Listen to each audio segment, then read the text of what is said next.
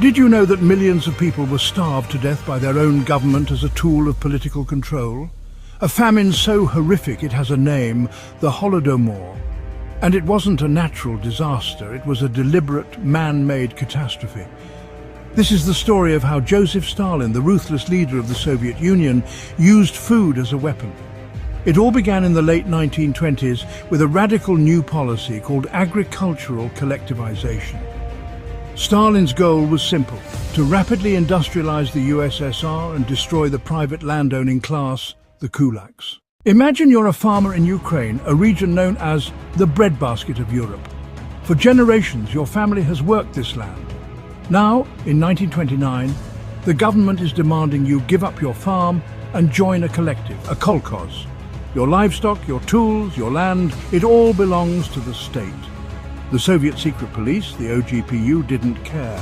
They swept through villages, seizing grain and other food supplies, often taking everything down to the last seed.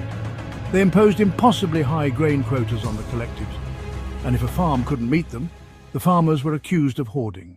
In 1932, Stalin instituted the infamous Law of 5 ears of grain, which made it a crime punishable by death or 10 years in a labor camp to take even a handful of grain from a collective field.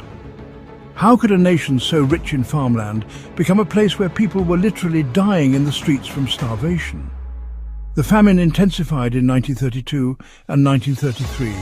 Reports flooded in of entire villages being wiped out. Eyewitnesses spoke of people eating grass, tree bark, and even their own shoes just to stay alive. And all the while, the state's grain storage facilities were full. The grain was there, but it was being sold abroad or held back as a punishment. Stalin saw the independent-minded Ukrainian peasants as a threat to his power. They were too self-sufficient, too connected to their own culture and land. The scale is hard to comprehend. Estimates for the death toll in Ukraine alone range from 3.9 to 7 million. This event, the Holodomor, remains a stark reminder of the lengths a totalitarian regime will go to maintain control.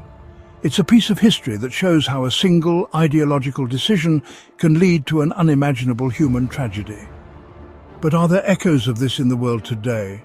The story of the Holodomor isn't just a historical footnote, it's a terrifying lesson about the dangers of unchecked power, the weaponization of basic human needs, and the devastating consequences of placing political ideology above human life.